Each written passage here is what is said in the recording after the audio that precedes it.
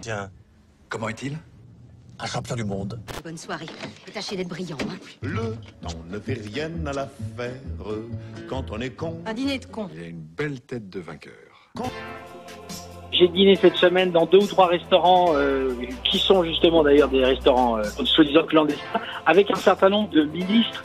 Alors ça me fait doucement rigoler. Quand on est encore en démocratie, on fait ce qu'on veut. Le palais Vivienne est beau, on peut y mettre des lumières, on peut s'amuser. Mais heureusement qu'on peut faire ça. Non mais enfin, écoutez, ça serait grave si on pouvait pas faire ça. Non, je sais pas. C'est bon, ça va. Hein, ça fait 15 mois qu'ils nous emmerdent. Hein. Ça fait 15 mois qu'on peut plus rien faire. Moi, j'ai pas eu 1 euro d'aide. Je fais ce que je veux. Je suis encore en France. Je suis encore un citoyen normal. Faut qu'on arrête, quoi. C'est quoi ce délire? Ils sont malades, les mecs. À l'affaire quand on est con. Un dîner de con. Pour accéder à ce restaurant huppé, il faut entrer dans cet immeuble situé dans les beaux quartiers parisiens.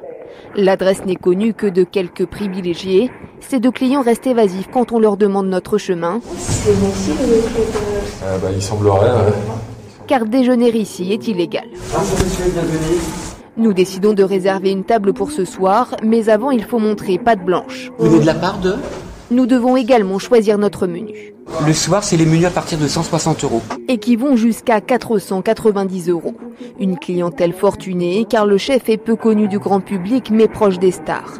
Dans la salle pour plus d'intimité, les volets sont fermés, le service est haut de gamme, pourtant le personnel ne respecte pas les gestes barrières. On n'a pas de masque. Les clients non plus d'ailleurs. Les gens qui viennent ici, en fait, faut faire le masque. Il n'y a pas de... Une fois que vous passez la porte, il n'y a plus de Covid. Donc les gens se sentent à l'aise et ça c'est un club privé, les gens se sentent comme chez eux. Des rassemblements quotidiens ont lieu midi et soir, comme cette fête. Comment est-il? Un champion du monde. L'affaire quand on est con. Un dîner de con. Il a une belle tête de vainqueur. Avec Yves Gégaud, l'ancien ministre, qui s'occupe du Made in France. D'ailleurs, il avait fait une soirée il n'y a pas longtemps à l'Élysée avec Brigitte et président de la République.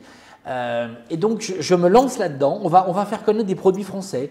Le beurre français, le jeans français, le slip français, la gastronomie française, les chocolats, etc.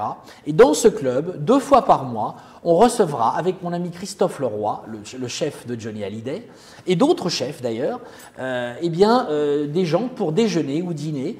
Et il y aura un invité d'honneur. La prochaine personne qui viendra, ce sera la princesse Murat, donc descendante du roi d'Oda, du prince Murat, et puis votre serviteur. Et donc, on fera que des produits français, la gastronomie française. Donc, vous voyez, toi, je me réinvente parce que complètement. Les restaurants sont fermés, on ne peut plus vraiment recevoir. Ici, c'est près de 600 mètres carrés, 560 mètres carrés. Donc, on peut se permettre de recevoir 6, 8, 10 personnes dans des différents salons. Et on va faire découvrir, et puis ça fait un peu de revenus parce que on n'est malheureusement pas aidé, on n'est pas à la Régie Renault ni Air France. Hein. Oui, mais comment on fait pour faire partie de ce club très privé? Eh bien, il va falloir nous contacter, contacter Pierre-Jean Chalençon, enfin, le Palais Vivienne, l'adresse du Palais Vivienne, vous tapez sur Internet, Palais Vivienne, et vous aurez tout le mode d'inscription. Mais enfin, ça sera quelques euros pour s'inscrire. Mais je veux surtout des gens de toute obédience, de tout âge, je veux du melting pot. C'est vrai que tu t'es entretenu avec le gouvernement, avec une ministre notamment, concernant la crise sanitaire et les personnes qui ne sont pas salariées. Oui, parce que tu sais, j'ai beaucoup d'amis au gouvernement. Je crois que j'ai 4 ou 5 copains ministres, hommes ou femmes. Qui? Je connais bien Jean-Baptiste Lemoyne, qui est un copain, Riester, que j'adore, Franck Riester.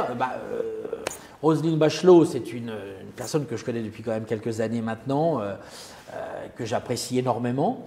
Et puis j'ai pas mal d'amis dans les ministères, en poste de communication, chez notre ami Attal. D'ailleurs, il doit venir dîner prochainement, notre ami Attal, que j'aime beaucoup. Et puis j'ai pas mal de copains au Sénat, et puis à l'Assemblée nationale, puisque un de mes meilleurs amis est Florian Bachelier, qui est quand même le premier question.